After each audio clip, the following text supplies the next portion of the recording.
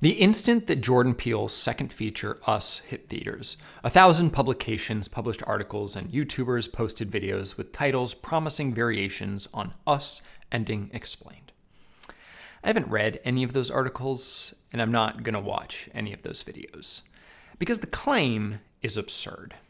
Dan Olson of Folding Ideas did a much better video about this than I ever could, which I'll link to down below. But let's be clear. Anyone who says that they can explain any piece of art to you is lying. All they can do is consider it, which is what I'm doing here. And now that I'm saying it out loud, it sounds kind of pretentious. Oops. Hello, by the way, and welcome to the Week I Review. My name is, sort of tethered, because this video is a spoilerific companion to the regular old review I posted of Us earlier today. If you haven't seen the movie, I would recommend watching that video, going to see the movie, it's quite good, and then coming back to watch this video. And now, an abridged reading of Jeremiah chapter 11, New International Version. Obey me and do everything I command you, and you will be my people, and I will be your God. Then I will fulfill the oath I swore to your ancestors to give them a land flowing with milk and honey, the land you possess today. But they did not listen or pay attention. Instead, they followed the stubbornness of their evil hearts. They have returned to their sins of their ancestors, who refused to listen to my words. They have followed other gods to serve them. Therefore, this is what the Lord says. I will bring on them a disaster they cannot escape.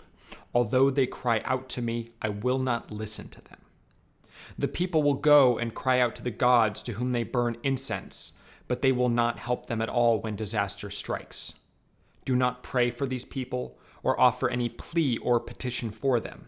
The Lord Almighty has decreed disaster. Oh boy.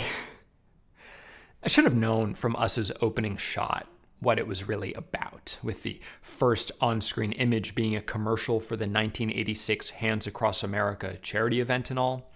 That event, which happened only once, was supposed to be a powerful symbol in the fight against poverty and homelessness, where people across the country linked hands in an unbroken line from coast to coast for 15 minutes.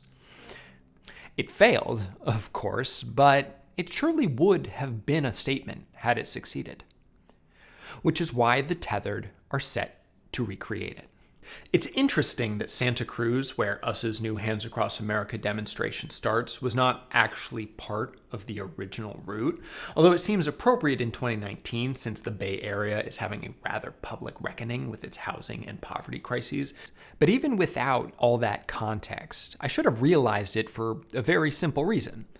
Us is, at least in part, a home invasion film, and every single home invasion film ever made, don't at me, is at least in part about class and inequality.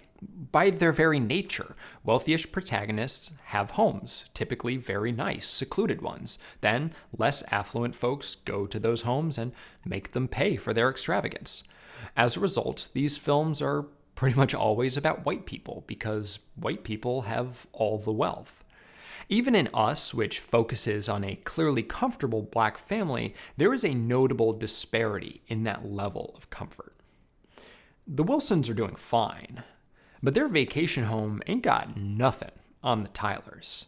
When the power goes out, the Wilsons are plunged into darkness. They can run to their boat, but that boat is only semi-functional.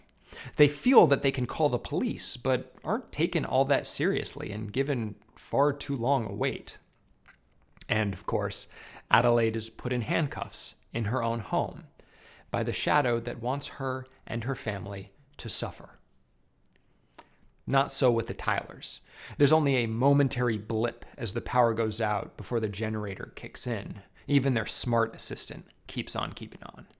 And when their doppelgangers come, it's quick and nearly painless, except for Elizabeth Moss, because women just always have it worse in horror movies, don't they?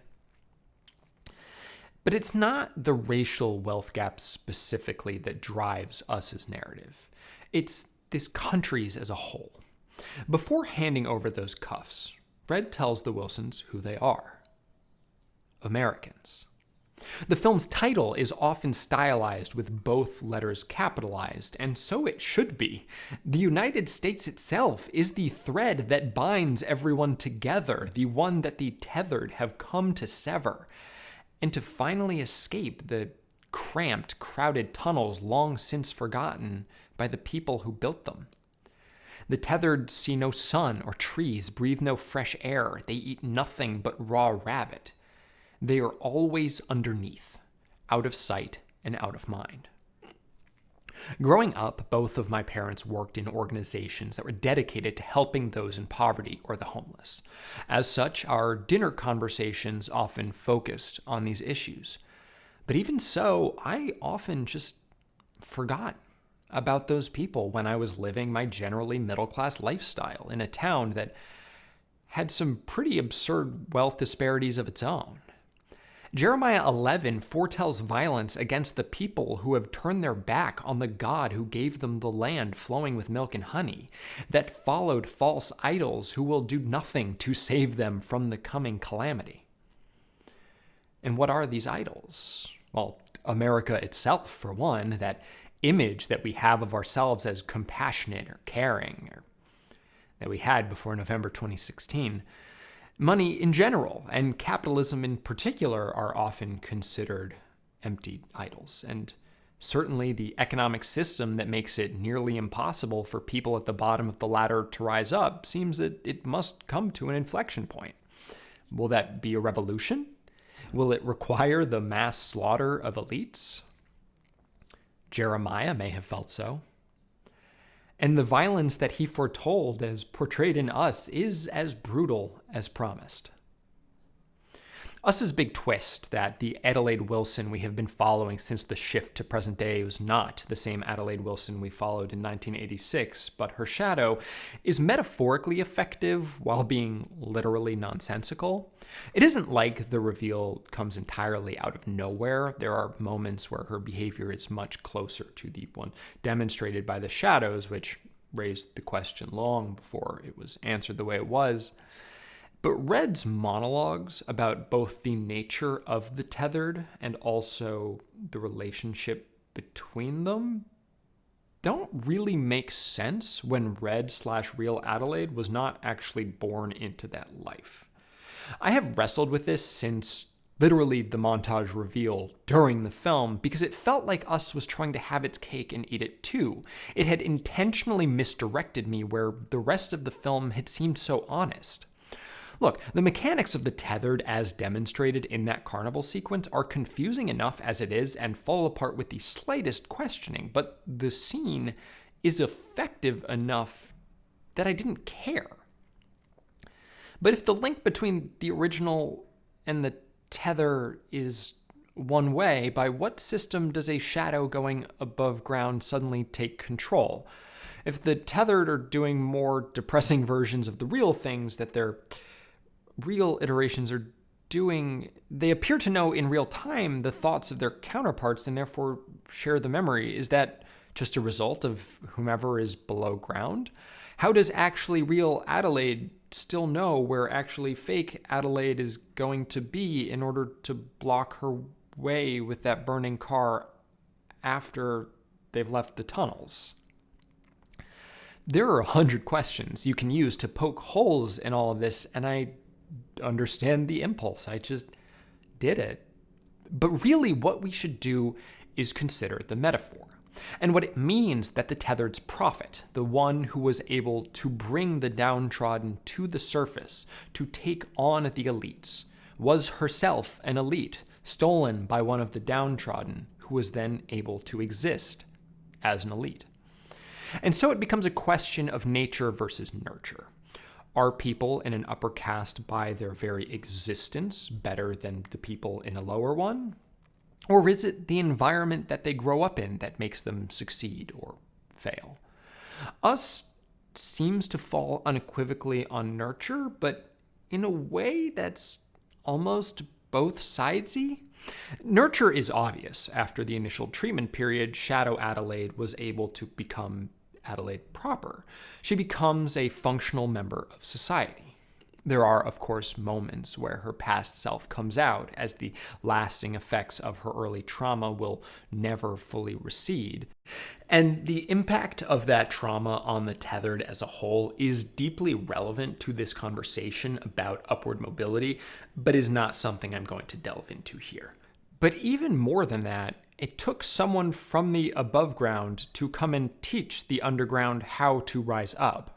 Shadow Adelaide steals a spot in the sun instead of helping the people around her, and the tethered knew quickly that her counterpart was special, even if they didn't know why. She had seemingly innate talents that those born tethered lacked. She could survive there without being completely consumed. Which sounds a little bit like nature. But I think, to give Peele the benefit of the doubt, as I must, we do share an alma mater after all, that this is saying those formative years above ground were enough to create a foundation that couldn't be broken by poverty. Though Adelaide was still young, she was old enough. So what is this saying about the social ladder? Is it that society is zero-sum, that one person can only get ahead if another person is made to suffer in their stead? Certainly there are people who feel that way, though they do so in service of those false idols. Or maybe that everyone just needs to be given the opportunity to do great things, that one person can change the world. All of this, none of it. The final confrontation between the two Adelaides feels a bit like Roy Batty's bizarre battle with Rick Deckard at the end of Blade Runner, full of monologuing at and toying with our protagonist until it's time for them to die. But though she fails to bring her shadow family to the world that she was born into, I'm not even going to touch the implication that Jason at the end is actually Pluto. She succeeds in her larger plan of showing the world the strength of the people that she was forced to join but chose to save.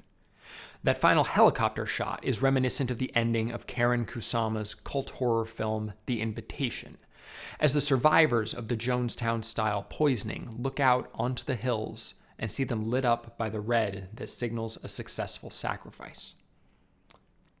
But that moment never worked for me.